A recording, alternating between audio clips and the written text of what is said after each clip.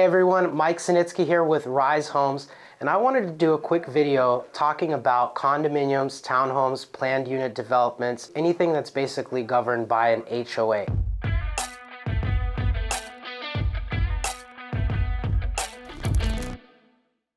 So what's happening right now is because a lot of people are priced out of the single family market, they're starting to turn and looking at townhomes, condominiums, planned unit developments, sometimes they're called. And essentially what that means is that there is some sort of common interest development with a homeowners association that is governing the development. The main difference between a condo and a townhouse really is the design. As far as how they're governed, it's pretty much the same. There's still a homeowners association, there's still some sort of monthly fee, and generally speaking, the coverages are about the same. So I want to touch on the primary difference of condos and townhomes by description. So generally speaking, a condo will have somebody potentially below you or above you.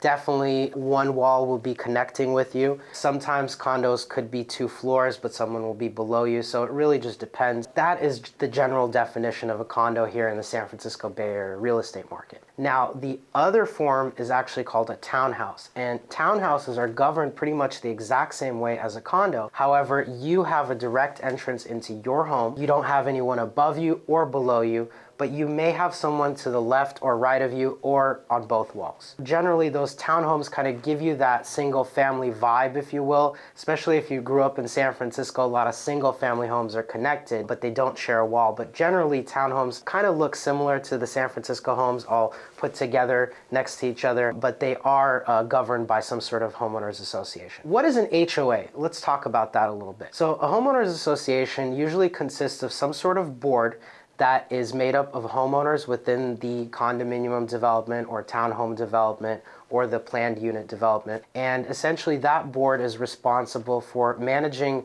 basically the day-to-day finances, budgets, maintaining all the common areas, paying all the common area bills, and so on and so forth.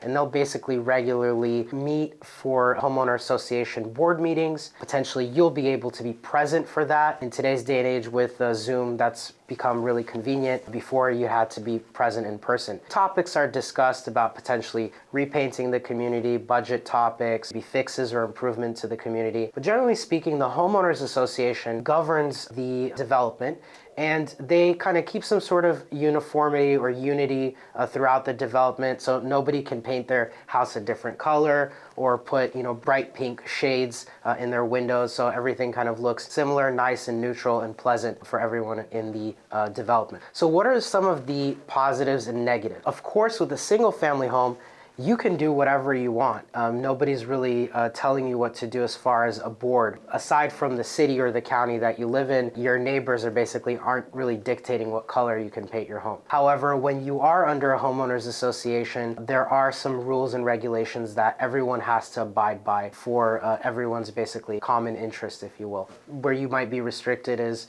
what color the home will be painted, what color shades that you could put in, potentially pet restrictions, parking restrictions, things like that. So these are important points. So what is making homeowners associations more approachable in today's market for a lot of folks, of course, is the price points. It's less competitive, but it is on the rise right now, as you may have seen a video by my colleague Joe Polyak. With an HOA, you're going to be making some sort of monthly payment towards the homeowners association. Depending on where you're looking and what the amenities are, this can be somewhere around the $500, $600, $700 range, sometimes even higher, sometimes less, depending on what's provided by the homeowners association. What's usually included? As a generality, most of the time, all of the exterior maintenance is included, meaning roof replacement, painting, siding, dry rot fixing, things like that.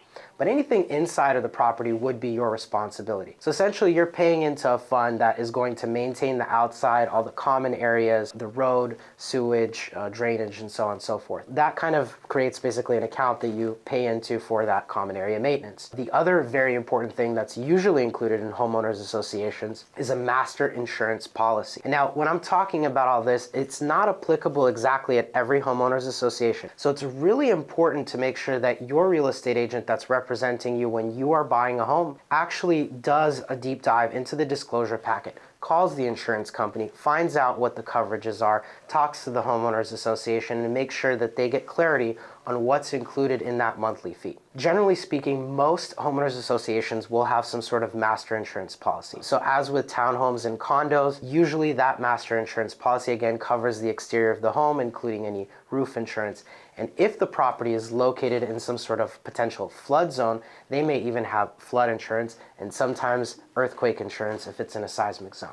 These types of things basically are pooled throughout the community, and you pay for that as part of your homeowners association monthly fee. I will talk about in another video, look out for it, about insurance policies for when you own a condo and a townhouse and what that is, how does that work, and what they're called. These are just some of the things that are covered within the HOA, important points. There is, big differences between single families and condominiums or townhomes. Right now, given market conditions and where single family homes are, condos and townhomes seem to be approachable for many right now, and so a lot of people are shifting their attention there, which potentially could show us some sort of market spike on that front as well, or price increase rather, I should say, on that particular segment. If you have any more questions about homeowners associations, condos, townhomes, any differences, pros and cons, I'd be happy to have a convo with you. Reach out to me. My cell phone number is 415-254-7052, or shoot me an email at mike@homesbyrise.com, and I'd be happy to explain more.